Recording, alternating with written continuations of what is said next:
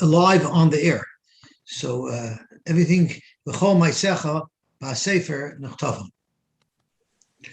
Okay, so let's get to the daf. Okay, so we're really starting from the last line at the bottom of Tezvavim and base, which just has the name of the Manda Omer, not just has the name of the Manda Omer who's saying this halacha.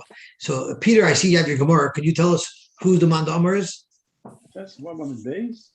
Tezvavim and base at the bottom. The last four words of the page. You sure you're in the right shear? Never got that far with Daniel. No, I know that. I'm not learning where Daniel's up to. We're going to be learning. We're going to be learning according to the daf. You don't want to start at the beginning of the paragraph. All right. So, and I made up with Daniel that because tonight I say shir for my oilam as well. So I say shir for my oilam as well. Where's your oilam? Some of them are here. So the about I say shir for my oilam as well. I say shir on today's daf, and I told Daniel I'll just learn with you the daf of the day, and then when he gets there, he'll be able to skip it. Now tomorrow, which is tomorrow's daf, I'm learning tomorrow morning twice. It's at 6 a.m. and at 9:15 a.m. Which means if you guys don't come, it means on Shabbos, again, you're going to be missing Friday. So I'm more than happy tonight, it won't take very long, to do Daf Yud Zayin, if anybody's interested. Or otherwise, we can just do it tomorrow morning. You should come up tomorrow morning. Well, that's up to you. Yes, I thought we're at the top of Tesvav Amid Aleph. We're at the top of Tesvav Amid Aleph? I think so. Just check what did you do with your... Today's Daf is 16. 16, so Tezvav Amid Aleph. 16 is Tezayin. 15 is Tezayin. Today's Tezayin. Okay, I'm getting confused with my numbers. Yes, we're at 16A. Yeah, we actually got down a couple of lines, but I want to go back because I want to start from the beginning of the daf. Okay, no problem. So if someone has a Gemara with them, I actually have a Gemara with me, so I can just read the lines. I don't have to change the page online. Okay, so let's get started. So the Gemara says at the bottom of Tesvav Amid Beis, the last four words, Tani Rav Tachlifa Achud Rav Noi Chuzah. Rav Tachlifa, the brother of Rav Noi Chuzah. He said the following: Kol mizaynoisav shel adam katzuvim loy merosh Hashana v'yom Kippur. All of the mizaynos of a person are established. When are they established? The week of Aseret Shemei Tshuva. We just got that seal. And we just got established what our parnasa will be. The Bach learns, he changes the Gerson. He says, Rosh Hashanah about Rosh Hashanah, meaning it's not telling us when it happens, it's telling us that there's a budget that's set from year to year. And that budget is set. Why is it relevant that that budget is set? Rashi says is because we all have a budget, but we don't know our budget. So therefore, we have to make sure to live frugally, because if we exceed our budget, we're not going to get more money. They're not going to readjust it. As a matter of fact, when we made chasna, I told my wife, we didn't listen, but I told my wife that we should make a budget before the chasna. Because if we don't make a budget before the chasna, after the chasna, when we get all our bills, we're going to have to deal with the aftermath. And it's much easier to deal with Beforemath than to deal with aftermath. So here, what the Gemara is telling us is when it comes to your regular expenditures, you have to do Beforemath, because if you go over, they're not going to increase your budget. However, Zokta Helig Gemara is chutz me'aitzai shabbosais v'aitzais yomim tovim v'aitzais bonov l'talmud Torah. These three expenses, Shabbos, Yom Tov, and tuition, that you could do aftermath on, because Shem Peichais Peichsin Loi Vim Haisef Maisivan Loi. They look back and see what you spent, and that's how they set your budget. So whatever you spend on these items is going to be sent back to you. You still have to have the money to lay out. So I'm not sure exactly how it works, but those things are not set in your budget. Those are extra, and your budget is adjusted after the fact based on what your expenses were. And now, of course, this only is what you do for Kavod Shabbos and Kavod Yom Tov. If you like to party and have fun, and that's why you decide to spend money for Shabbos, that's not in the cheshbon that we're talking about. Zok the Gemara Vayter. Amar Bavo, my car. Where does it say something about this in the pasuk?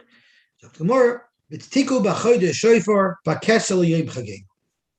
Blow on the chodesh shofar when the chagenu is covered. we're learning, it's referring to which Yom Tov is the Yom Tov that the moon is covered when the Yom Tov starts. Ezer Chag Shachodesh Miskasaboy, which Yom Tov is either at the beginning of the month or at the end of the month when you don't see the moon. The only Yom Tov that's right at the beginning of the month or right at the end of the month is Rosh Hashanah. However, is Rosh Hashanah. And therefore on Rosh Hashanah you don't see the moon because it's just starting to become visible. So that's how we know this pasuk is speaking about Rosh Hashanah. Then Uksiv Kichok Yisrael Mishpat Lekei Yaakov, that's Parnasa. Yom Tov Rosh Hashanah is Kichok Yisrael. Where do you see the word Chok has anything to do with Parnasa? My mashud hay Chok Lishna de Mezonihu. The Chsiv the Gemara offers two different psukim to illustrate that. Either Va'achlu Eschuka Mashanosim Lamparoi, referring to the priest sect in Mitzrayim, they got supported by the government. And Marzut Ramar Mehacha Hatrifeni Lechem Chuki in Mishlei, we're asking Hashem to give us our daily bread. Oh, Rabbi Yochanan made it. Gewaltig. Yeah. Did you get an email? How did you know? Meyer told me just before I left shul. Oh, Gewaltig. Thank you. What that for you on? So we're learning, what we're going to be doing is we're going to be learning, whenever we learn with my oilam together, we have to learn the daf of the day. So we're starting from daf Tezayin, which is today's daf. Yes. And I told Anil that we'll learn these 3-4 bletter till the Anil comes back. And then when he gets up to there, he'll be able to skip it because you'll already know it. Okay. Okay. So let's see the Heilig Gemara Vayter.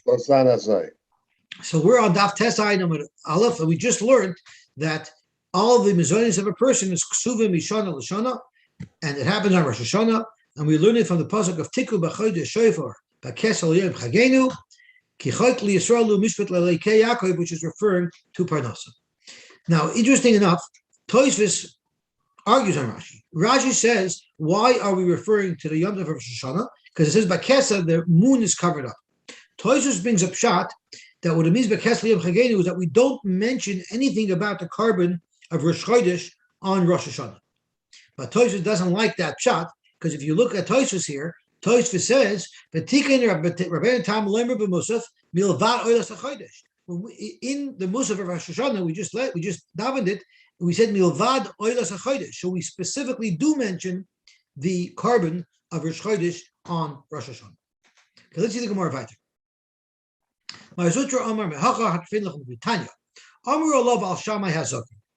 about Shammai Hazakin that Kol Yomav every day he would eat the Kavod Shabbos. Why? On Sunday, Matzah Behemah, he would find a beautiful behemah. He says, you know what? Shabbos. This is such a beautiful behemah. We're going to buy this and we're going to have it for Shabbos. What happens? Then tomorrow he goes to the shul again. Matzah Acheres Noiman. He finds even a nicer behemah. So now, Manich as a Shniya, he now releases the shniya from being for Shabbos, and then he'll eat it today. What's he going to do with it? And he's going to want to eat the second one. Okay, that's what Beishama did. So he was always buying, every day he bought another behema, one that was better than the one he bought the day before. He had another midah. He was totally l'shem shemayim. Rashi tells us that Hillel had such an unbelievable madrig of Emunah that he said, listen, when I'm looking for my animal on Friday, I know I'm going to find the best animal. I don't need to be busy with it now. So although Beis Shammai had a greater chashivas for preparing for Shabbos, that every single day he got himself a new behema, Beis Hillel had a huge milah of bitachon that Hashem would deliver for him the best behema on Friday, and that's why the Gemara highlights it. Tanya Mihachi. You have to make a shtadlis? What about a shtadlis? Yeah, I'm sure he had to go. Yeah, he had to go to the souk to buy, but he assumed he would find a good one. So I assume that Beis Hillel also went to buy his esrig on the Erev Sukkot as well.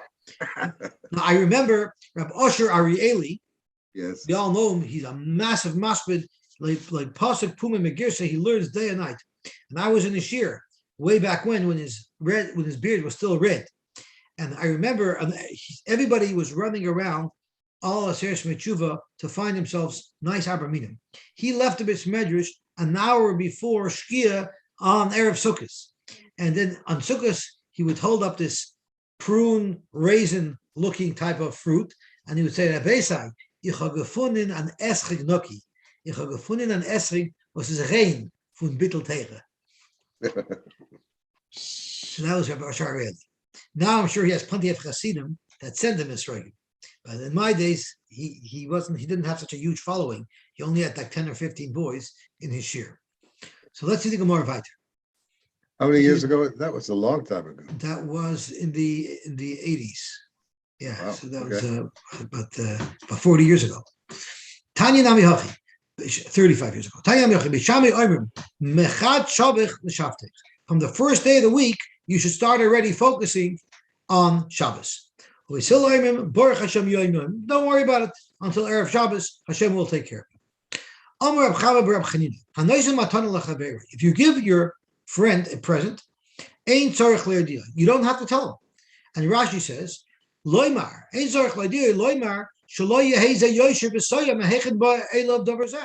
you might think you have to tell him, you don't have to worry, even though he's going to wonder, who did this come from? Shlomi Ox told me that 3 months ago, a cake showed up on his front door, and it said, Dear Mrs. Ox, thank you very much. But whoever sent it to them forgot to sign their name. So he said, we have a cake from 3 months ago, and we have no idea who sent it to us, and we can't thank them, and we can't eat it because we don't know who it's from. So if anybody that hears this knows who the person who gave the oxes a cake 3 months ago, you should tell them that they should identify themselves. I told them. Yeah, go ahead. I thought it's possible that the person was angry at his wife, not happy with his wife, and the cake might be laced with laxatives. Okay. I have the same. Somebody dropped off a challah at my house, Erev Rosh Hashanah. I have no idea who it is. Most of my neighbors aren't from here. Wow. Did you put it in the freezer? I did, yes. Why, Yaakov? Should I send it to you?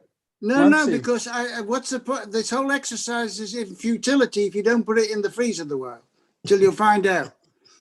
Okay, so Dr. Gemara, how do you know that? The neighbors aren't from. I know it's kosher. It might not be kosher. That's right. That's what I don't know. Okay, Yeah, so Dr. Gemara, how do we know this? Because it says, Moshe lo yada kikarin arpana. Hashem gave Moshe a gift. He made his face have a glow. And Moshe didn't know about it, so Hashem didn't tell him.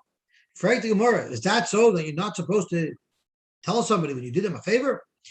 It says, Ladas Kani Hashem Kadishim. When Hashem was Mitzvah Klal Yisrael, he was Mitzvah Moshe to be Mitzvah Klal Yisrael about Shabbos. In Morah, he said, Ladas, I want them to know that I'm being Mekadosh them. Amar le HaKadosh Baruch Hu Moshe. The Rebbeinu Shem told Moshe, Moshe, Matana Tovi Yesh Li Bebeis Kanazai. I have a beautiful present in my storeroom. The Shabbos Shema, and its name is Shabbos. V'ani mevakish litna li Yisrael, and I want to gift it to Klal Yisrael. Leich v'yodea Isa. I need you to let them know. Mikan Amar Rab Shimon ben Gamliel, Hanoishin pas latinik tzarich l'yodea l'imay. If you give a child a candy in shul, it's important that his mother should know who to scream at for giving him a candy. No, I mean it's important that his parents know that you gave it to them. How you let them know is going to, the Gemara is going to explain. But I'll call upon you. See, you're supposed to let the mother know. Why are you supposed to let the mother know? Rashi says very beautifully. You should make some type of mark on the child. You can't WhatsApp the parent. Now that you could, and those that you couldn't. So you should make some type of mark on the child so that the mother will notice, hey, if the child eats up the candy, or in this case, it's passed, before he gets home to his mother, she won't know that he received anything.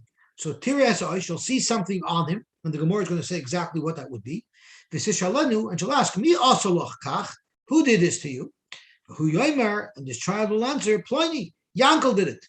The gam nosan lipas, and not only that, he gave me a nash as well. This way, the parents will know that this person likes them, and that's why he treated the child. It's going to create love amongst Klal Yisrael. So therefore, since notifying somebody that you did something good for them creates love in Klal Yisrael, it's a very good thing. Today, if that happened, you might call the police. I don't know, but I'll call. You're saying that he knows that he likes the child? I think it means he likes the parents. I have they, Milosh and Rabbin. So I assume it means he likes the parents. So he's trying to do something good on behalf of the parents. It doesn't necessarily follow that. He could. When you see a nice child, you even if you don't even know who the parents are. But the parent will still appreciate if you did something nice for their child. So Frek the Gemara, here you say you're not supposed to tell them because Hashem didn't say by the Karnar Panav, yet by Shabbos Hashem told Klal Yisrael. So the Gemara makes a difference. If it's a matana that eventually everyone's going to know about and he'll figure it out, then you don't have to tell him. So Moshe Rabbeinu was eventually going to look in the mirror and he would have noticed that it was Karnar Panav. So therefore Hashem didn't have to tell him because he would have figured it out on his own. But Shabbos is b'matana the lo yavidu. Shabbos is a matana that no one would know about.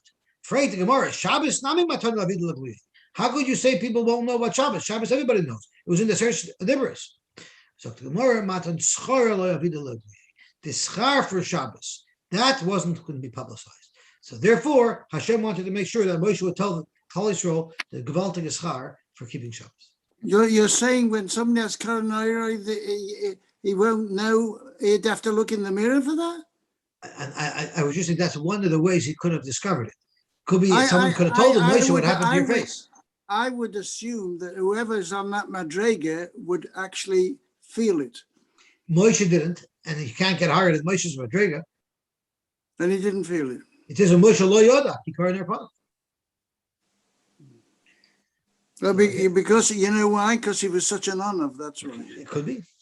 But an onav doesn't mean he's blind. An onav means that he's an onav. It's not like he doesn't know the score. An onav knows the score, but he's still an onav.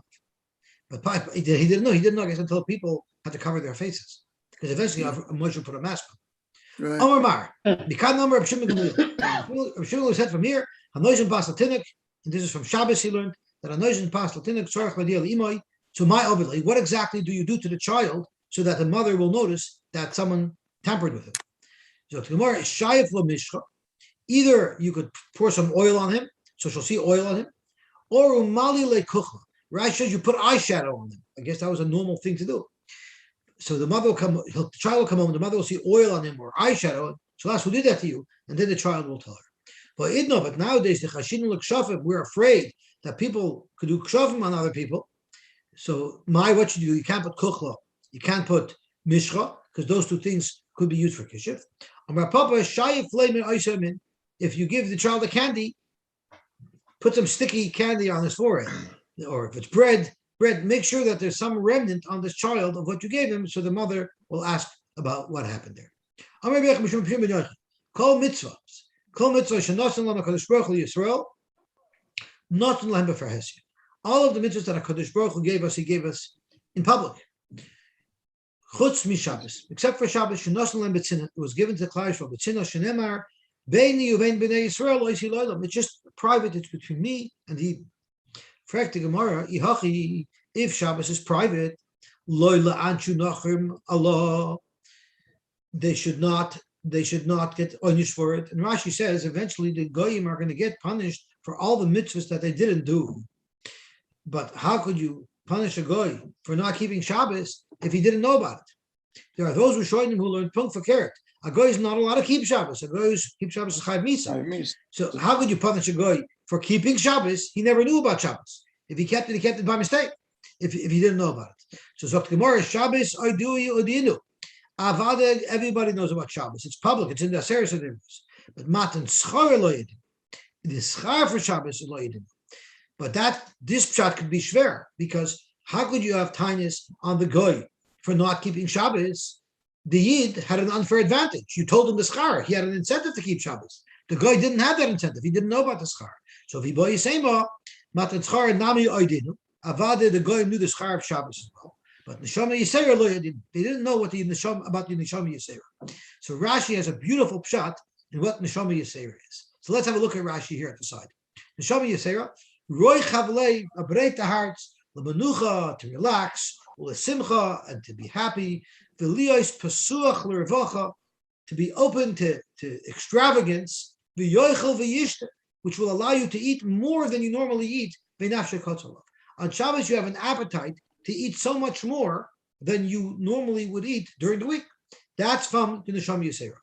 Unfortunately, the Neshama Yisera gives you a tremendous appetite, but the calories that you consume, he doesn't take with him when he leaves on Motzei Shabbos. That you have to meet the treadmill to take care of. But the appetite that you get from the Neshama Yisera. There's other pshatim I heard about what the Neshama Yisera is. One is we all suffer from a curse that Adam Arishan got.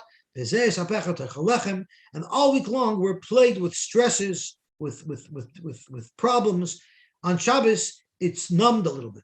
On Shabbos, it's a little bit easier to divert your attention from the stresses of daily life and to relax. Hashem put that in the Neshama Yisrael. The Neshama Yisrael is the natural ability that we're able to relax more on Shabbos. And the third pshat that I heard is Neshama Yisrael is the Hoiche Kabbalah, the Kinyanim of Shabbos, that the Goyim don't know about, but we do. We know about the Tifa meaning of Shabbos. Okay, so that takes us to the Neshama Yisrael. Domer Reb Shimon ben Lakish, Neshama Yisrael, Noisein Hakadosh Baruch Hu ba'Adam. Erev Shabbos, on Erev Shabbos, the Rebbe Shem gives us the Neshama Yisrael. L'motzei Shabbos noitin l'Yisrael menu. Shenemar Shavas Vayinafash Aviyam Hashvi Shavas Vayinafash. What does Vayinafash mean? After your Shabbos, after Shabbos is over, Vayinafash Kivan Shabbos Vay of the Nefesh. Oivei, we lost our Neshama Yisrael. So that's a remez that we have a Neshama Yisrael. Zok the Gemara weiter. Oisa Adam Tavshel Me'erev Yom Tov. So the Mishnah told us that in order. I'm going to excuse myself. We have a Suda that we do. Okay, enjoy. Have it with a Neshama Yisera. Okay. Oh, I don't need a Neshama Yisera to eat tonight. Enjoy. So I'm just letting everyone, tomorrow at 6 a.m. I'm saying the Daf Yud Zayin in the Oitzer and at 9:15 a.m. and both of them are also on Zoom. And on Shabbos afternoon, we're going to learn Yud Ches, which is Shabbos' daf, an hour before Mincha, and I'm more than happy to start 2 hours before Mincha and do Friday's daf Yud Zayin. Or I'm also happy to stay tonight and continue to do Yud Zayin as well. So whenever anybody wants to learn Yud Zayin, I'm happy to learn it. Why are you doing 9:15 tomorrow, not 9? No, it's called for 9, but it usually starts at 9:15. Okay. So, I mean 9. I'm talking for the other shear. They don't know how our shear works. By then, my Zman is Zman. So I had to tell them the truth. Okay. I get you, everybody. Goodbye, Dov. Amen. Thank you. Oh, Meyer's here. I'm here. We lost one Neshama Yisera and we got another Neshama Yisera. Gavaltic. Okay, let's see the Gehele Gemara Vayit. Okay, someone has it playing in 2 places. Okay, I muted Meyer. Okay, I think. I get you, everybody. No, there was a feedback not coming from Meyer. Meyer, you could unmute yourself. I thought the feedback was coming from you. The feedback must be coming from somebody else. Oh, Meyer's here. Now, why are you doing this stuff? You did. One Neshama Yisera and we got Yosy, another. I think you're just on echo. you did this stuff today already. I understand, but I'm saying it for the people who weren't able to come today. Okay, I'm not sure if somebody has 2 speakers on because there's feedback here. Let's see who's on. So there's only. But it's coming from you. Okay, so let me mute myself. Yeah, Rabbi Yossi, it's not my speaker, not mine. I understand. No, I'm still hearing it. For the people who weren't able to come today. Okay. Someone has. You want me to unmute? Everybody can unmute, but it's someone who's providing feedback. Let's see who's on. Good luck, Rabbi Yossi. Good year. Good year, Benzi. How was your fast? Baruch Hashem, very good. And yourself? Baruch Hashem. It's not my speaker, not mine. I hear someone's speaker that's feeding back. Does anybody know where it's coming from? Is anybody listening in 2 different places? Is anybody logged in 2 places? Everybody can unmute, but it's someone who's providing feedback. Maybe we should hang up and maybe you should go out and come back in.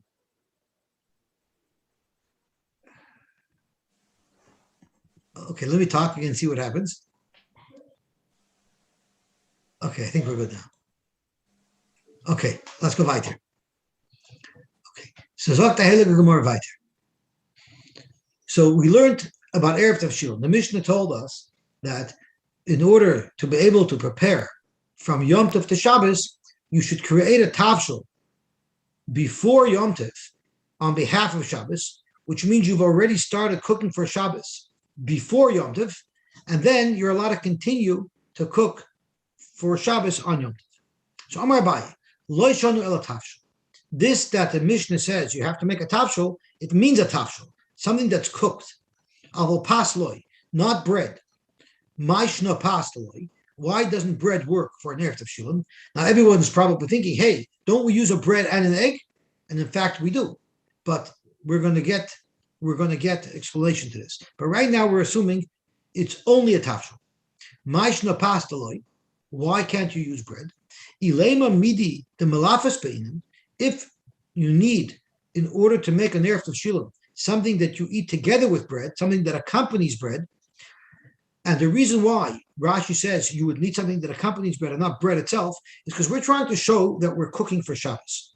Bread is something that we eat every day. It doesn't stick out to show us that we prepared something for Shabbos, but something that you accompany bread with, which is normally a more elaborate suda that you eat on Shabbos, that shows that we're preparing for Shabbos. So if you hold Challah shows that it's special for Shabbos. You talk about it. I guess in those days they probably didn't have a special type of bread. Pas was pas.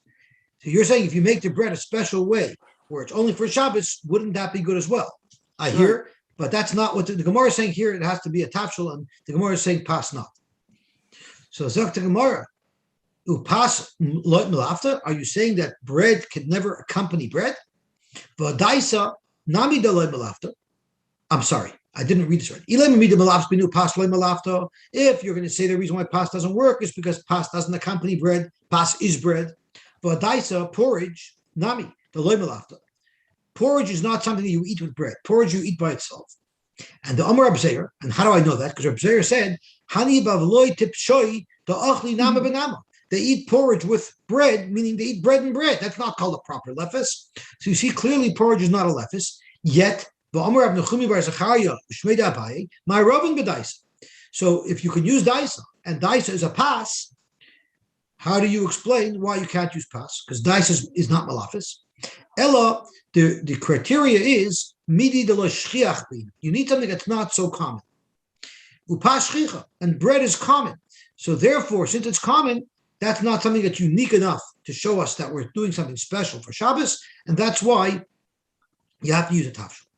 In fact, Gemara, and daisa is not shchiach, and that's why daisa could be used, even though daisa is not malafis. Ikad Amri, there was another version of how this went down from a completely different perspective. Amar Abai l'shonu l'tavshel, aval pasloi, the same halacha. My timer, why is pasloi? This time we're starting from the other way. If you're going to tell me that you need something that's not typical for your erev tashilin and pas shchicha, and that's why it's not good. For daisa shchicha, daisa is also something that we know is not something that's so common. So this flips it around. You can't use daisa. So you see, it's not totally in shchiach, because if it's totally in shchiach, you should be able to use daisa. You need something that accompanies bread. Upas loy malafta. Pas would never accompany bread. The daisa nami loy malafta. And daisa also doesn't accompany bread. And that's why in this nusach Abai it says ein marvin b'daisa. So you see, eating daisa with bread is like eating bread with bread. Let's say you cooked a pot of beans before Yom Tov, and it was common for people to eat beans on the Erev Yom Tov. And you finish the pot, and there's a couple of beans left inside the pot, leftovers. Not something that you would cook special. Not something that you cook special for the Erev Tashilin. You're supposed to have a Michael of Shabbos for the Erev Tashilin, and the Mishnah Berurah brings on the Shita that you're supposed to cook something special for the Erev Tashilin. You have to have a special thing that you cook to service the Erev Tashilin. But if you had this leftover beans that you definitely didn't cook for the Erev Tashilin, soymech aleya mishum Erev Tashilin. It doesn't say oisin mivenu Erev Tashilin. It says soymech, you can rely on it for Erev Tashilin. And Rashi, some kind of chashivas. This has no chashivas. They forgot about it. He left it on the bottom. Very good. So let's see Rashi. Excellent. That's right. Soymech aleim the Erev Yom Tov l'shem Erev v'lo yamin lo chashiv yubakli. You don't say it's not chashiv, it's just leftovers and it's bottle. b'di'evet. In other words, you should not use this for an erev. But if you had nothing else and you had that, and you said I want to make an erev with it, it would work. But avada, it's better to make an erev from a proper thing. As a matter of fact, if you look up in the Mishabura, it says that the food of the erev tashilin is so choshev that you're supposed to use the bread of the erev tashilin for lechem mishneh for the first two sudas, and then you should eat it, and you should eat it for shalosh sudas. So this way you could take a davar shel mitzvah and do more mitzvahs with it. Okay, so let's see what the Gemara says. A dozen from shuluk there, so of course you need to have the minimum share of kazayis, because we're going to learn soon that the minimum size of what you need for the erev shulun is a kazayis. Omer Rabbi Yitzchak, Pared Rabbi Yehuda, Shamnun shalasakin, goyroi v'soymech lo b'shem erev shulun. The same thing if there's grime or grease on the knife, there's fat on the knife, you could pull it off and you could combine it and use it for the erev shulun. Once again, I suggest you have a cholesterol pill with your erev shulun. Amar Abbas. Also, it's a b'di'evet also, I guess, right? Correct, because it's a soymech. Soymech is b'di'evet. Amar Abbas, Amar Rav, dagim ketanim meluchin, ein ba mishum bishul noch. If you have small fish that are salted, there's no problem of bishul noch. And the reason why Rashi tells us is this: salted, soaked, is not cooked. The Iser Bishul is cooking. This is mutter. So therefore, if you had these fish, you're allowed to eat them, even if a goy made them. Omer Yosef, but the imtzala nachi, what if a goy takes this and now roasts it? You're even allowed to use it for erev tavshilin. The salted fish you cannot use for erev tavshilin. The Mishabur brings down that schmaltz herring you cannot use for erev tavshilin unless it was at the bottom of the barrel and it was actually soaking in the oil. But if it was not soaking in the oil, you would not be able to use schmaltz herring. So salted items do not, just because you can eat them, you cannot use them for erev tavshilin. However, they're also Schmaltz herring it comes in a barrel of brine. Right. So if it's in a barrel of brine and it's soaking in the brine, then you could use it. If it's soaked there for 24 hours, or it could be brine has to soak less, and it's considered kovosh. So these dagim meluchim, if a guy roasts them, it's not bishul lakum, because we say it was already prepared before. Yet his tzli works that now you can use it for your erev tavshil. What if a goy cooked karsana harsana, which is a fish dish that has some flour around it? So then it's usher, because that is already a problem of bishul akum, because they cooked the flour. They cooked the flour. Why in the world would you think otherwise? So Kamar Mao the Tema, you might think, and allow me to change the daf, you might think.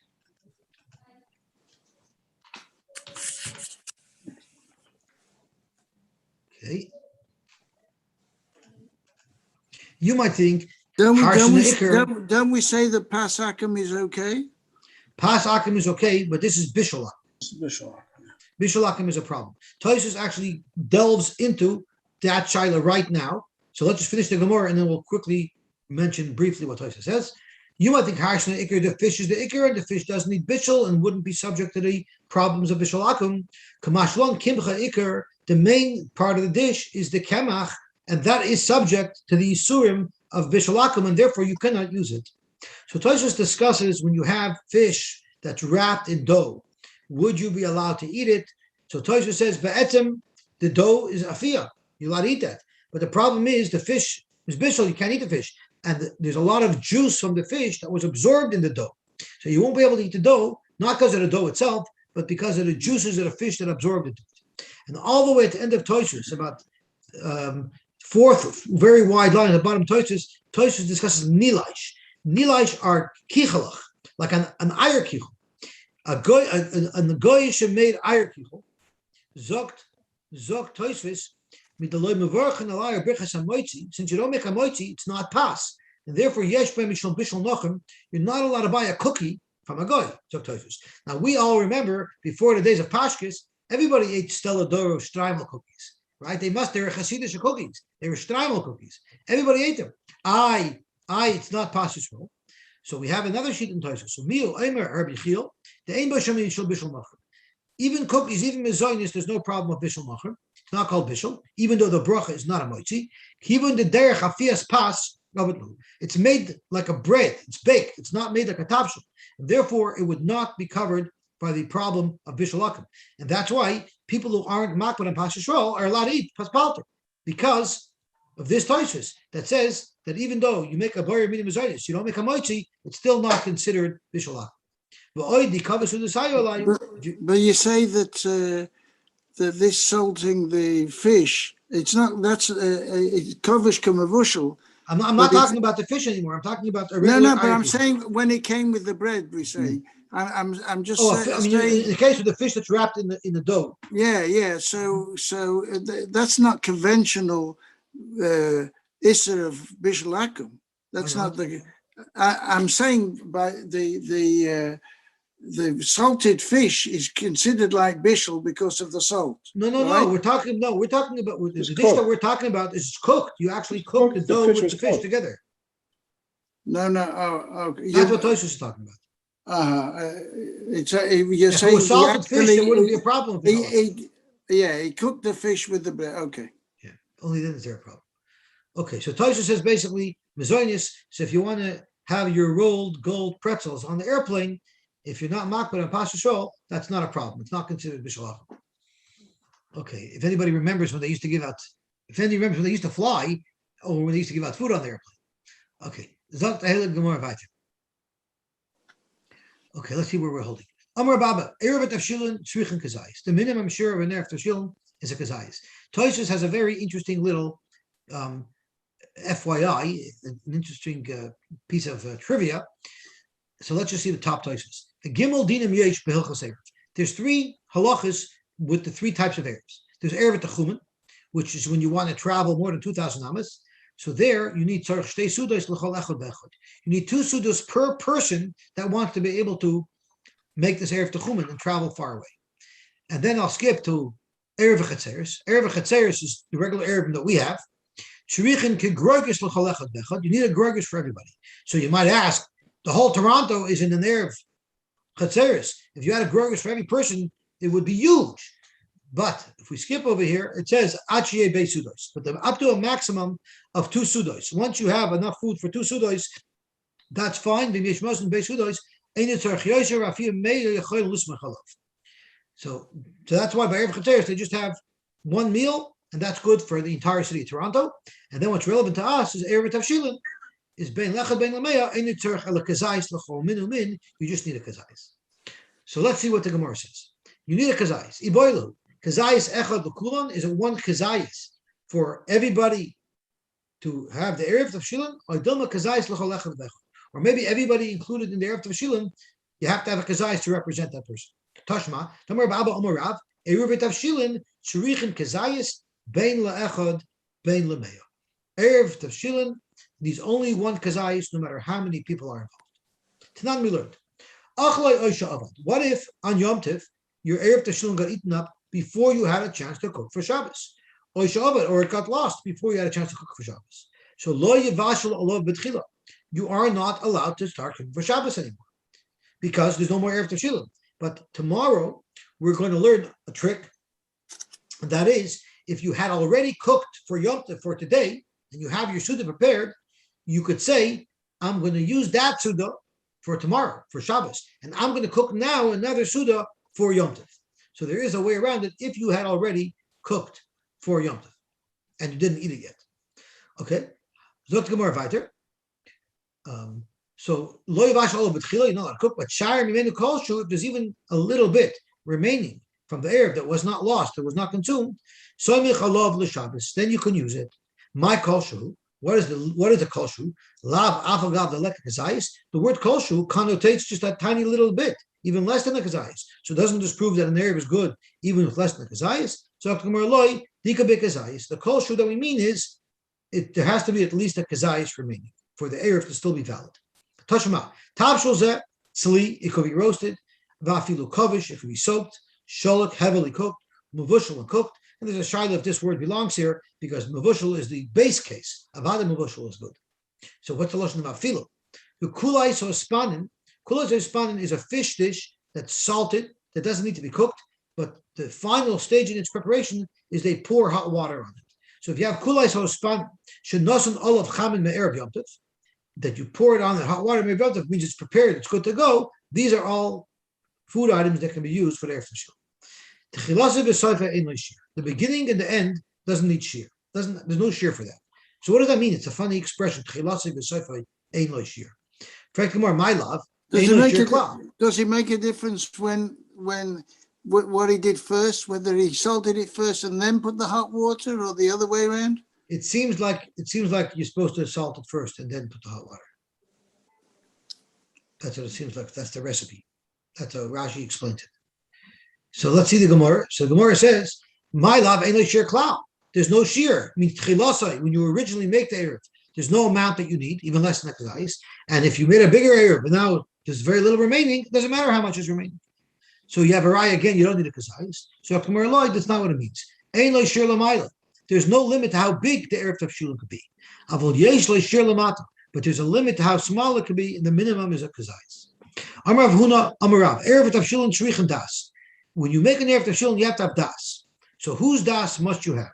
Zok Gemara, Pshita, das meniach binan. The person who's making the erev has to know what he's doing. He has to have das to be making an erev tafshilin. The question is, das mi shanichu loy, be'inan loy be'in. What if I'm making an erev tafshilin on behalf of my friend? Does he need to know about it? Or I could make it for him, even though he's totally oblivious. Tashma, Davud Shmuel, ma'arav akula nahardo. Avud Shmuel, Shmuel's father made an erev for the whole city of Nardo. Clearly, not everybody in Nardo knew specifically that Shmuel was making that erev. Ravami v'Ravasi ma'arvu akula tveria. So you have a raya from here that you don't need the das of the person on whom behalf you're making the erev tafshilin, but the person making the erev tafshilin surely has to have das about what he's doing. Zok Gemara, Machskiv Machriz Reb Yaakov Bar Idi. Reb Yaakov Bar Idi called out, Mi shaloi hiniach erev tafshilin. Whoever didn't make an erev tafshilin this Yom Tov, Yavoi v'yismai chal shuli. You can rely on mine because I have in mind everybody. That kama. When you have in mind everybody in your city, how far is the range that people in that range would be included? How much of a radius would people be included in your erev? Is it the whole world? At Tchum Shabbos, up until 2,000 amis, up until the Tchum Shabbos, anybody in your Tchum, your erev tafshilin would work for. Someone out of the Tchum, your erev tafshilin wouldn't work for. And the Rishonim say, even if they made an erev tchumen, which would allow them to get into your Tchum, it doesn't matter.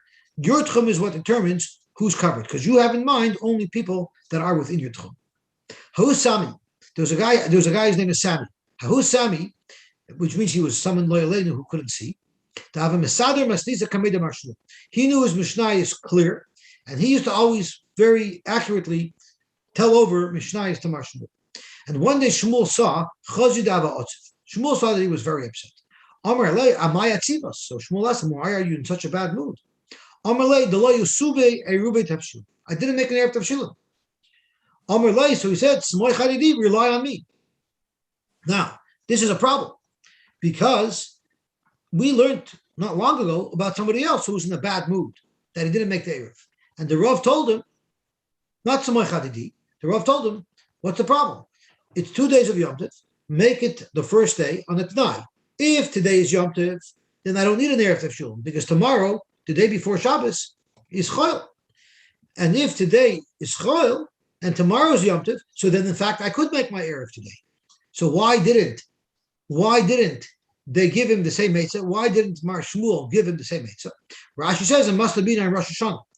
And on Rosh Hashanah, you don't have that Sveika Yom. It's a Yom Merichta. So therefore, he couldn't use that Beitzah. So he had to tell him to rely on him. Lashana, and Peter pointed out earlier that Lashana doesn't mean next year. It has to mean years later, because it would never fall out on the same day of the week. Lashana Chazud Ava Otziv. Again, he saw that he was upset. And Amalei, Amayatzibus, why are you sad?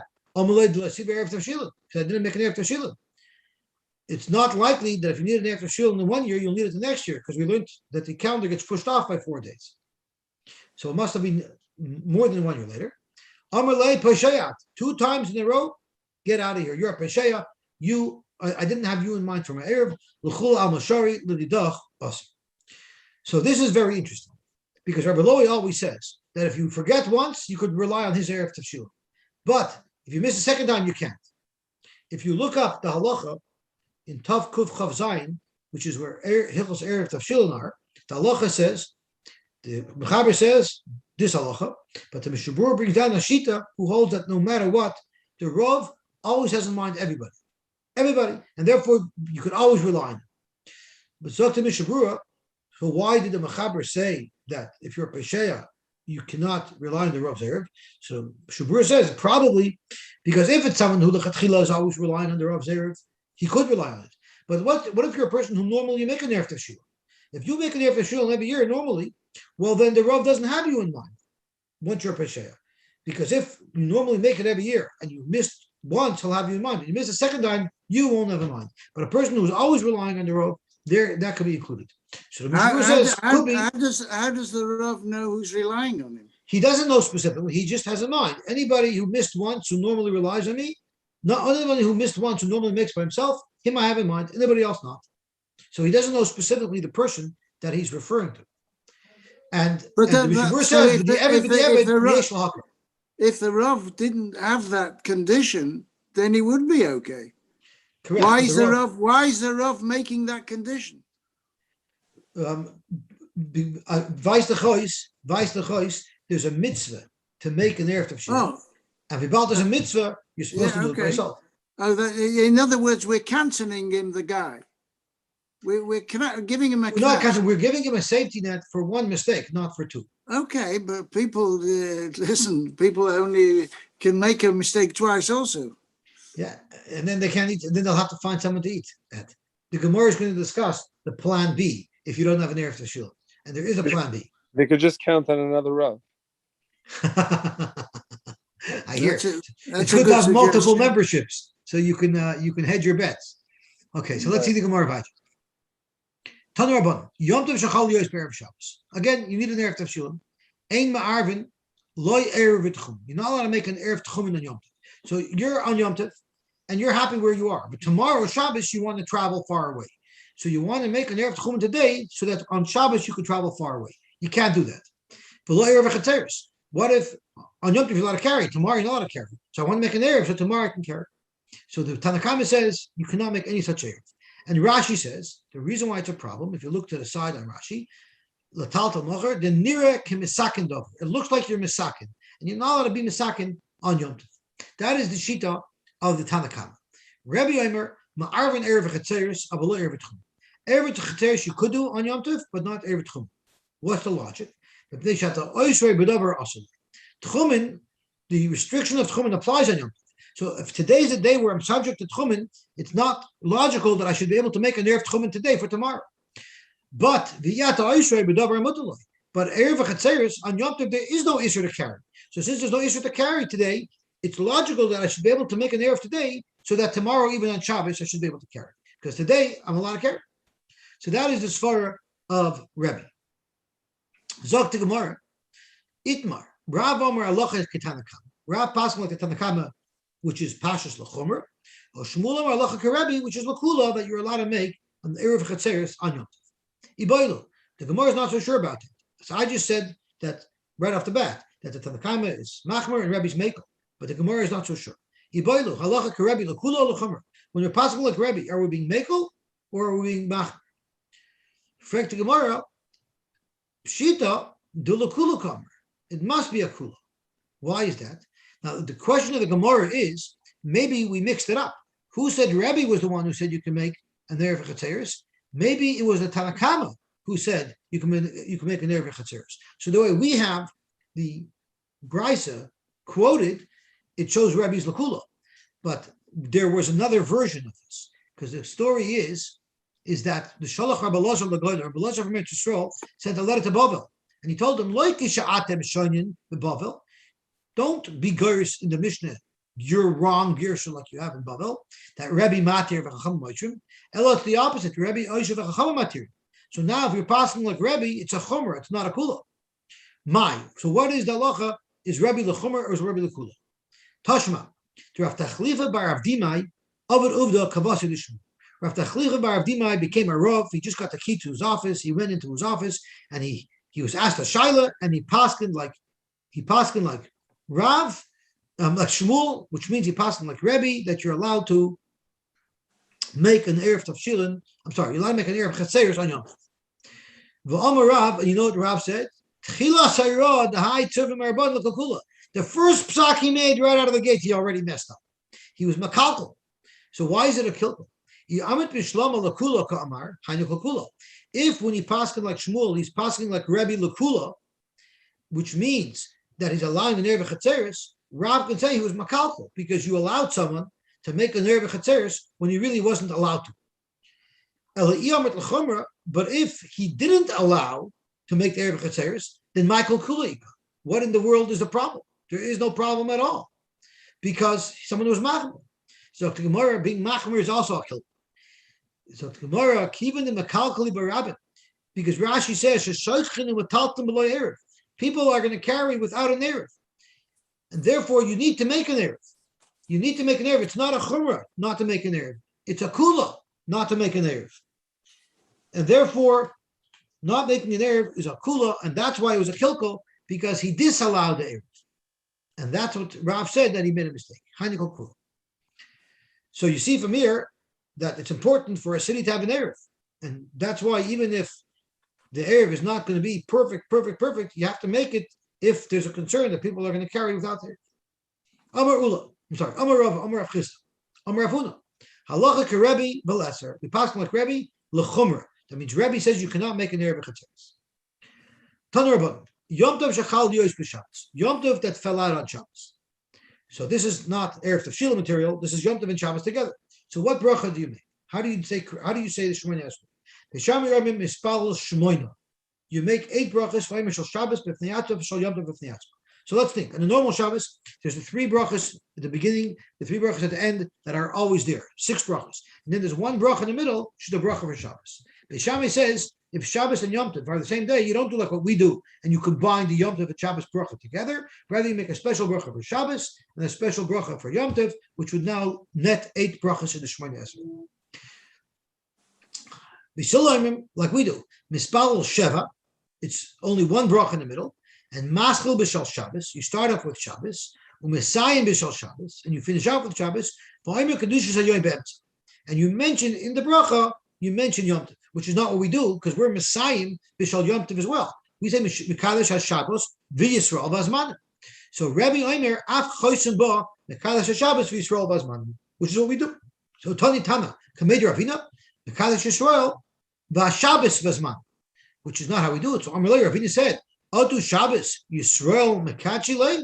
Shabbos is already Kadosh M'Sheshes Bereshis. Yom Tov Klal Yisrael, by making Rosh Chodesh, we determine when Yom Tov is. So that's what's Mekadosh Yisrael first, and we make Rosh Chodesh, and then Vazman, and then Yom Tov comes. But Shabbos is not reliant upon Klal Yisrael. For Shabbos Mekacha V'Kaima, Elaimo Mekadosh HaShabbos Yisrael Vazman, which is what we do. Amar Beitzah Halacha Kerebi Tarch Ravina, which is Mekadosh HaShabbos Yisrael Vazman. Now, 2 important points. Important point number 1 is there is a shita that we learned in the Gemara. We don't pass like him. That you say Mekadosh Yisrael Shabbos Vazman. Do they not know that Shabbos doesn't need us to be Mekadosh it? So it's brought out that you could hold that when Shabbos and Yom Tov come together, it's not just that there's 2 plug-ins to the day. It's an under a tug. Shabbos and Yom Tov is an under a tug. It's a completely new day. So it's not the same Shabbos. That a regular Shabbos is not the same Shabbos as Shabbos when it's Chaz on Yom Tov. And that extra Kedusha that the Shabbos would get does come from Yisrael. So that was the svara of the Mandaber who held that you also say the Mekadosh Yisrael first and then by Shabbos is because by us making Rosh Chodesh or making the Yom Tov, that also impacts the Shabbos as well. Now, why do we say Yisrael Vazman? Why don't we say Mekadosh Yisrael Pesach, Mekadosh Yisrael Sukkos? Why don't we mention in the bracha the name of the Yom Tov? So for that, it's because the pasuk does the same thing. It says Elo Meyad Hashem Mikra Kodesh Asher Tikra Oisim B'Mayado. That is the Kiddush. And the Torah also just calls him Mayadim. The Torah doesn't make a special mitzvah of Kiddush for each Yom Tov. So that's why we bundled them together. But it's Mayadim. Why don't we say Mekadosh Yisrael Umayadim? Why Mekadosh Yisrael Vazmanim? The teretz is because we don't do that either. We're not Mekadosh the Yom Tov. All we're doing is Mekadosh the Zman. We're determining which day is Rosh Chodesh. Once we determine which day is Rosh Chodesh, the Moyed gets its own Kedusha. We're a catalyst to that because we're one of the prerequisites to create what they Rosh Chodesh is. So that's why it's what we do, what Yisrael do is the Hazman. Because this is where we got up to today. Now, for those who want, I'm happy to learn this stuff. I'm going to be learning it tomorrow at 6 and at 9. Or I could learn it in Shabbos and Shul 2 hours before Mincha, because we're going to learn Shabbos stuff an hour before Mincha. Or we could do it now. So this way, you're ready for Shabbos an hour before Mincha when we'll learn Shabbos stuff. So if the item is interested, I will continue.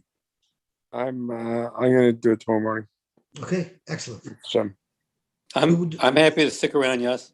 Okay, if we have even one person, I'm happy. Thank you. Oh, No, I don't want forgot. you to have to. I don't want you to have to do it for me alone. No, there's other people. I think. No, we're all no, I'm on. I'm on. And I just want to take the opportunity to thank everybody who bought me today, Leah, who bought me mafter. I'm very humbled. I don't deserve it, and then I'm definitely not expecting it, but I'm very appreciative and very humbled. And the Rebbe Shalom should give us all a big bracha. No problem. Yes, it wasn't me. Yosy, did you Yes. say you were going to do it tomorrow morning at 9 o'clock? I'm doing it at 6 and at 9 as well. Oh, so you said. I'm happy to do 9. Okay, yeah, I'm doing our regulars. It's just for Rabbi Finkel Shear. They don't normally come in the morning, so and they're going to miss Friday. So I figured I'll do it now for them. You know what? Maybe I'll listen in now.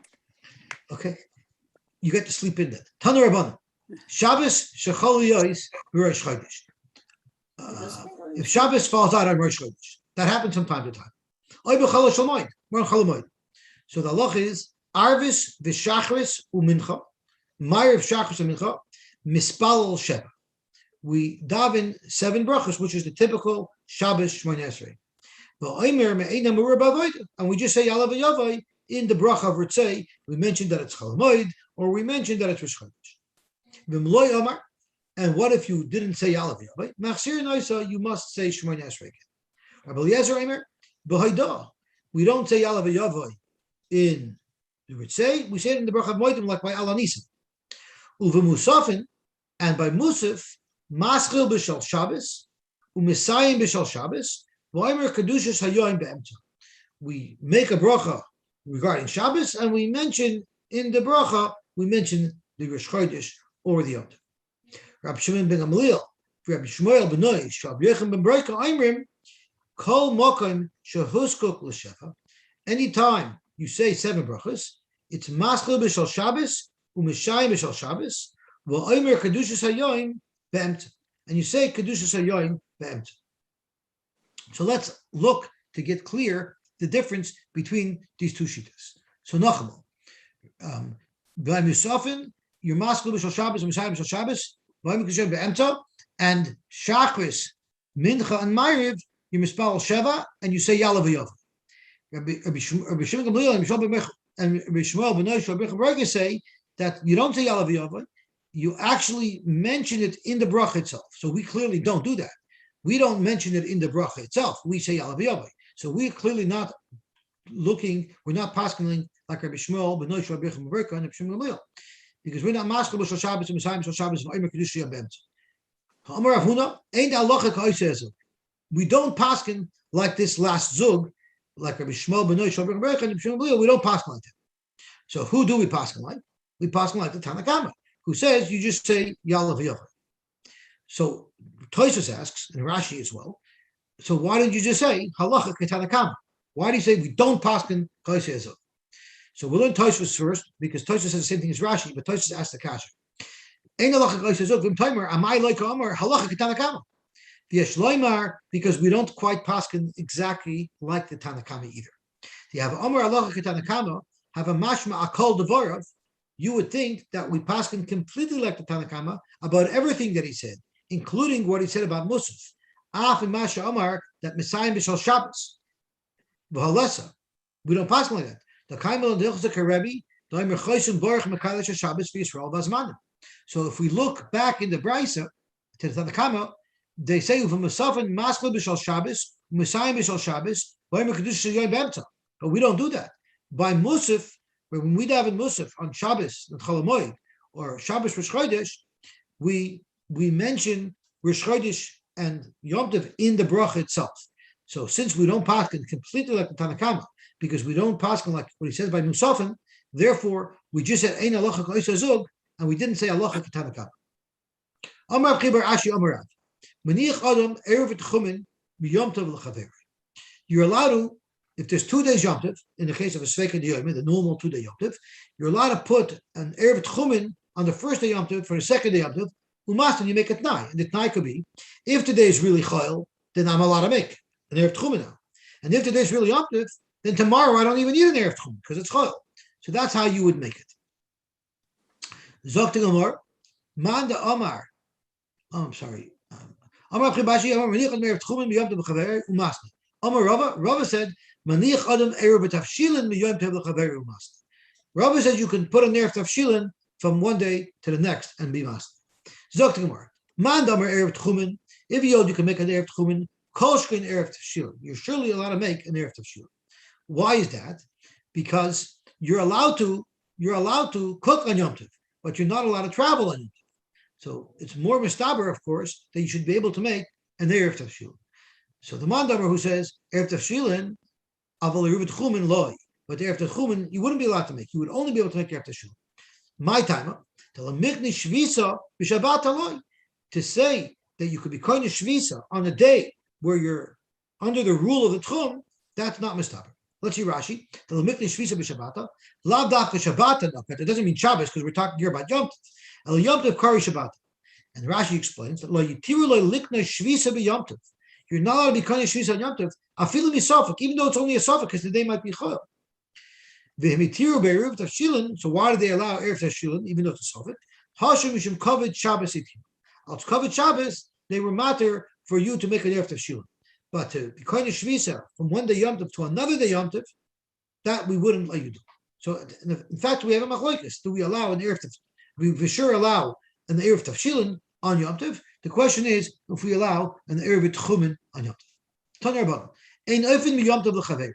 You're not allowed to bake from the first day of Yom Tov for the second day of Yom Tov. The Emes Amru, we did say that Memala Isha Kolak Teira Boser, Afal Pishen Tzricha Elo L'Chatichachas. If a woman's cooking, she's allowed to fill up the entire pot with meat, even though she only needs one piece. And Rashi says it's because the Bechad Tircha Sagi. It's one pot to cook. It's one tircha. So therefore, you're allowed to fill up the whole pot, even if you're not using it for today. For sure, for tomorrow, could be even for chayil. Normally, nachtem chavish l'mayim. A nachtem can fill up a whole barrel of water. Once again, he's there by the river. He's dipping it in. He could take as much as he wants. But baking is different. You're only allowed to bake what you need because every single loaf needs individual forming, individual labor, individual work, and therefore, you're not allowed to do extra on Yom Tov because it's a completely extra tircha that's not for Yom Tov. How does that work with Shema Yava Ochim? We're talking about if you don't need it. If you might need it, that's a different story. No, you don't know. You don't. We're talking about if you for sure don't need it. The Gemara is going to be discussing that later. But we always this have that- prohibition is only if you're for sure not going to need it. Well, the Shema Yava Ochim is always with that possibility, even if how remote it is, that Shema Yava Ochim exists. Vice the choice, if you're planning, if you're actually doing it specifically for tomorrow, you wouldn't be allowed to do it. And that's what the Gemara is telling us. So let's see what the Gemara says weiter, because the Gemara discusses the Klei Archim as well. So let's see what we have over here. Rabbi Shimon Lazar Eimer, Memal Isha Kol HaTanak Pas, she is allowed to fill up the whole oven with bread, but again, not because of the Klei Archim, it's B'pnei Pas Nefesh Yofa Bizman Shataner Moli. Rashi says this is not speaking by a baker's oven, it's speaking about a personal oven which is small, and the heat is retained much better when the whole oven is full of bread and you're not just baking one loaf. And therefore, since it's going to enhance the bread that you're using for Yom Tov, you're allowed to fill the whole oven with bread so that your Yom Tov dika bread should be baked better. Amar Rava, halachic Reb Shimon ben Elazar, halachic Reb Shimon ben Elazar, that you're even allowed to fill a personal oven full of bread. Iboilu, what if someone didn't make the Erev Tavshilin? So the halacha is who nesar, he may not cook. The kimchei nesar, and nobody else can cook his food either. Is that the halacha? Or Dilma Hu Neser, maybe only he is not allowed to cook, but then Kimcha Neser, maybe somebody else could come and cook his food. Lamai Nafkamina, what's the difference? Laknuya Kimcha Lacher. In order to be able to get your food cooked, you have to actually be maknit to a third party and let him cook it, or could he even come and cook yours? If you hold they're both usher, then in order for somebody else to be able to cook it, you actually have to give it to him.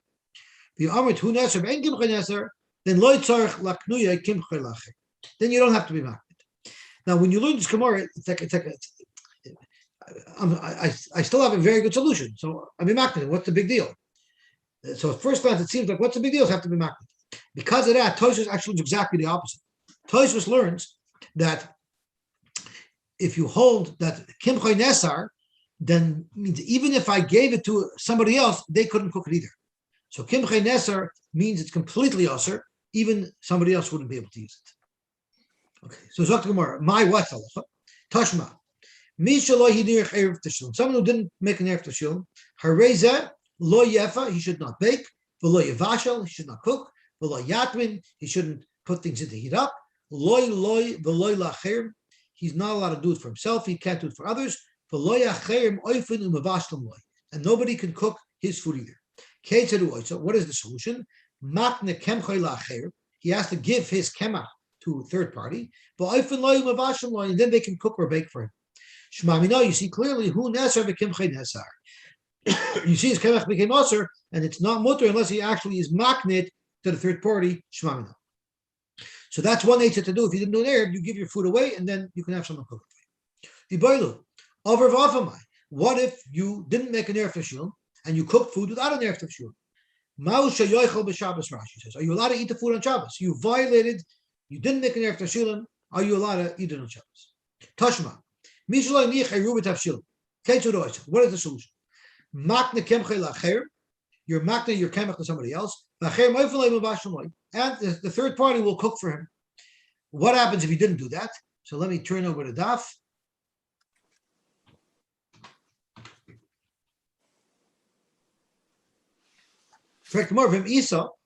If you hold that you're allowed to use the food, even though you cooked it without an erev tashilum, why do you have to be maknit? Listening over v'afamot.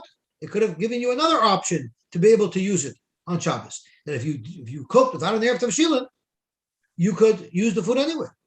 Amar v'adar masne tana takanta de'teir katani takanta disur like katani. The Tana is trying to give you a solution that's a lawful solution if you forgot to make an erev tashilum, and it tells you how to make it better. The Tana is not going to give you a nature to do it be'isr and then use it anyway. So therefore, we don't have a right. Tashma mishaniach erev tashilum. If someone made an erev tashilum, he could do everything. And if he wants to eat his erev, he can eat it, provided that he finished cooking already. What if he ate his erev tashilum before he baked, or actually hitman? He's not allowed to do any cooking or baking or any type of food preparation. He's not allowed to do it if he ate up his erev. His erev is no longer here before he started. No one could cook for him. Avo, what he could do is, this is an important loophole. He can cook for Yom Tov. He could cook for Yom Tov, and if there's any leftovers, he could use it for Shabbos. But you're not allowed to purposely cook more. If you didn't make an erev tashilum, you're not allowed to purposely cook more so that you can use it. So this would be similar to what we learned on Amar Aleph that Rabbi Yaakov pointed out. You're not allowed to bake on Yom Tov b'dafka to use for tomorrow. That's called yarim, unless you had an erev tashilum. Vim herem, and if you did do this, you violated your erev tashilum. You cooked for Yom Tov and you cooked extra, which is basically cooking extra for Shabbos, which is basically cooking for Shabbos without an erev tashilum. Osir, you're not allowed to eat it. So you have a raya from here that if you didn't make an erev tashilum and you cooked anyway, it's going to be awesome. Zok Gemara, you don't have a raya. Amar Ravashi, harama kamrit. You're comparing harama, where I made a trick to get around there after tashilum by making believe that I was cooking extra, to a place where we're discussing where I went lahedya to cook only for Shabbos. Haroma is worse. Shiny haroma da chamira barabanan tfei mimezit. The rabbanan would cancel you more if you try to do haroma to get around it than if you did bemezit and you violated erev tafshilin. And let's see Rashi. Shiny haroma. La'olam avar va'afa mutter. Maybe you can argue that if you cooked lahedya for Shabbos on Yom Tov and you violated erev tafshilin, but the everyday would say the food's mutter. But for haroma ain't a raya. Just because by haroma they canceled you that you can't use the food, that's not a raya to hear. The shiny haroma is worse than mezid. They would be more stringent with you on a mezid. Mezid is taka rosh, he's over divrei chachamim. But nobody's going to learn from him. They know you're doing wrong. Everybody knows if you're cooking without an erev tafshilin, you're doing wrong. A. B is and eventually he's going to realize that he did wrong and he'll do tshuva. So just someone violating erev is not going to ruin the entire concept of erev. But someone who's an arbechochem and he cooks extra illegally, sover lashes better. He thinks he's doing right. He thinks he's outsmarting the law. A is he'll never do tshuva because he thinks he didn't do anything wrong. And people will think, hey, that's a good idea. And therefore, and that will ruin the whole concept of erev because people will think they found the loophole. That's why they threw the book at him. They threw the book at him if he made harama.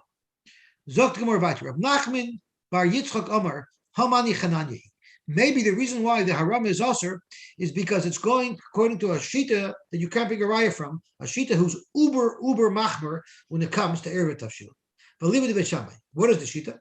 The Tanya Chananya Omer, Beishamai Omer, ein oifen ela im kain irev bepas. You cannot bake unless you made an erev bepas. So we know we make an erev tafshilin with tafshil, and then you can use it for baking, for cooking, for frying, for everything. But Chananya Shita Beishamai holds whatever you want to do, you have to do that before. So if you're planning to bake, you have to make an erev bepas. If you wanted to cook, then you have to have some tafshil. If you want to make a tmona, you have to make a tmona be very yomtiv. So whatever you want to do, you have to prepare that specific thing. That's a very big chomer. With silarim, you don't need to do that. You can make an erev tafshil with one tafshil. And you can do everything with it. So since you have the shita of Chananya Beishamai, that's such a chomer shita, maybe he also holds that if you over on the erev tafshilin, we don't let you eat it because he's super machmer. But it's not a riot that us mainstream who hold that you could just use a normal thing for an erev, we might not aser b'di'eved, and if someone violated the erev tafshilin, maybe it would still be mutter to use the food.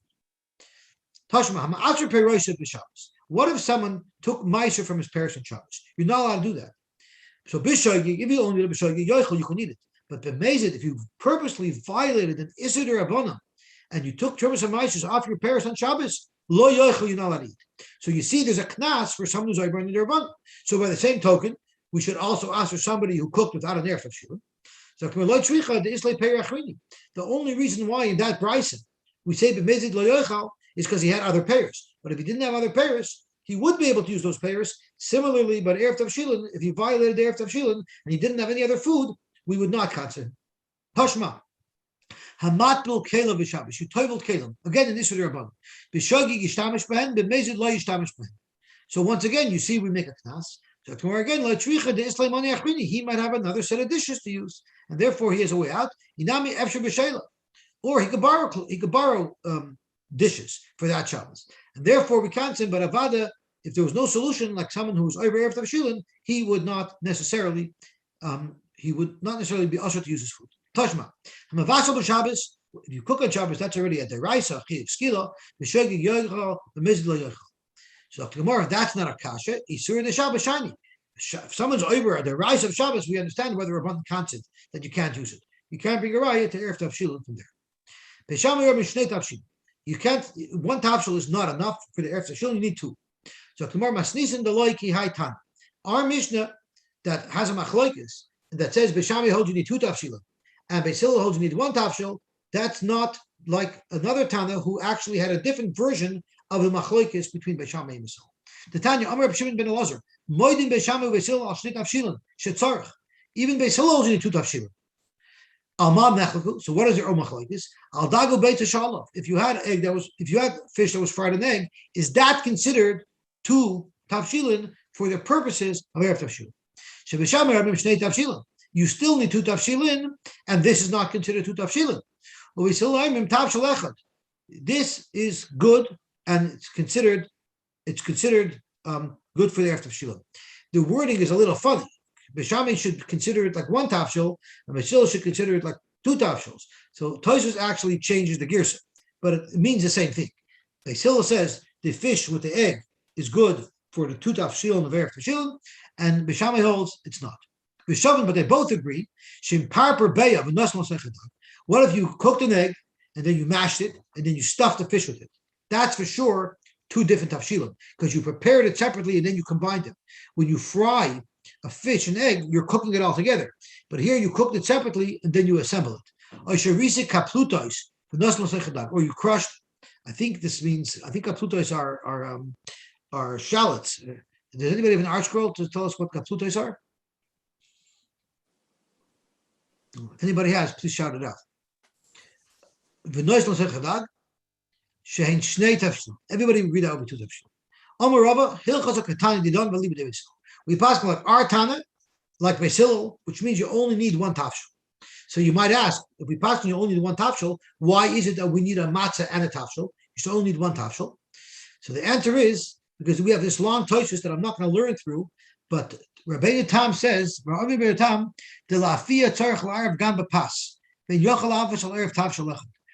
Tam holds that even according to Basil, you need to have not according to Basil. He brings Rai from other Amoraim, but he holds that you need pas as well as a tafshil. And everybody argues under Rabbeinu Tam. Everybody argues. But let's look at the very last line in the Tosfos. So the Re and the Tosfos attacks Rabbeinu Tam. Why do you need two? You should only need one tafshil. Why do we need a matzah and an egg? And that should be enough. But look at the last line of Tosfos. So we call Makom Oimeri Loilamani Loimalani Libi Lavar Al Divrei Doiti. I don't have the guts. I don't have the backbone. I don't feel I have the koyach to argue on what my uncle or Rabbeinu Tam said. And therefore, even though I don't understand it, v'tzorich shnei tafshilin pas v'tafshil v'chini madaber. So Tosfos is paskening like we pasken. That even though I don't understand Rabbeinu Tam and his rayas, but Rabbeinu Tam said that you should have two, so you have two. So if anybody ever asks you, are you makbid on Rabbeinu Tam? You can say, of course I'm makbid on Rabbeinu Tam. They'll say, what do you mean? I saw you driving before 72. They'll say, no, I'm talking about the Erev of Rabbeinu Tam. We all hold that the Erev of Rabbeinu Tam that you have two tafshilin. The Mechaber brings it down that you're supposed to have two tafshilin. However, with the Evid, if you only had one tafshil, I believe that the Mishnah Berurah says that you could be Saimach of such an Erev. But don't trust me, ask the Rav. Zok to Gemara Vater. Achloi Oisha Avad, you ate the Erev or got lost. Hareza lo yavashel alav, you may not use it to cook. Amar Abaye Naktinan, Hischil be Sasai v'nechal Ruvekoy.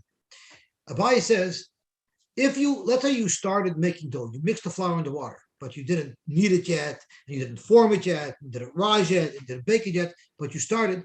If that happened, even though your Erev got destroyed, you could finish. So the halacha is, if you start cooking, for instance, you're making a vegetable soup and you took some vegetables out and you chopped them and the Erev got ruined, you're allowed to continue making the soup. Once you started something, even if the Erev Tafshilin was eliminated, you're allowed to finish whatever you started. Let's do the Mishnah. What if Yom Tov is on a Sunday?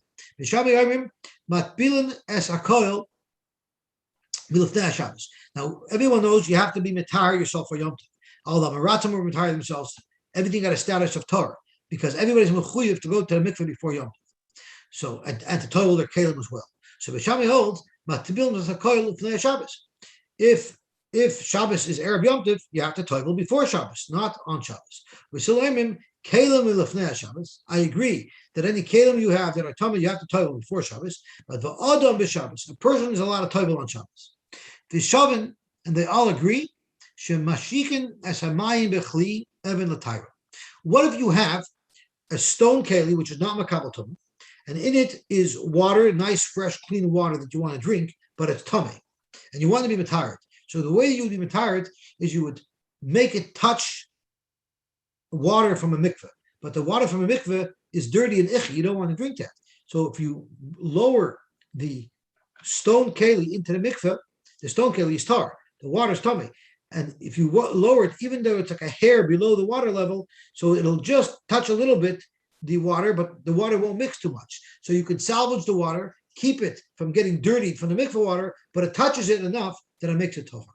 So everybody agrees you're allowed to do that on Shabbos.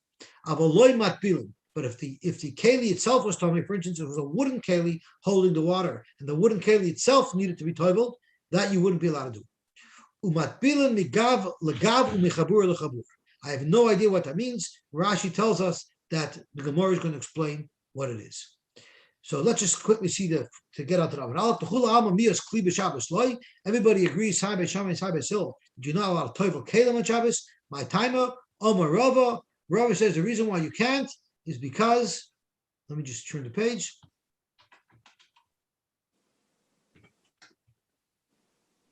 The reason why you can't is because Shema Yitlenu biyadai vayavirenu arba amish b'shusharab. Because if you're carrying something to go to the mikvah, we're afraid you're going to carry on Shabbos. And with this, we'll stop. So we've done today's blot, we've done Erev Shabbos' blot, so we're ready now for Shabbos' blot. Thank you very much, everybody. Could I Vince, just you're- make Go a ahead, comment? Yossi, thank you. Thank you. Go ahead, Yossi. Thank you very Yes. much. Yossi, you asked what the translation of Please. kaplutus is. It's leak. It's leak. Okay. So It's- that's something that it's you would great. stuff. It's something that you would stuff fish with. Yeah. Okay, gewaltig. Could I make a suggestion? Please. I really appreciate the way you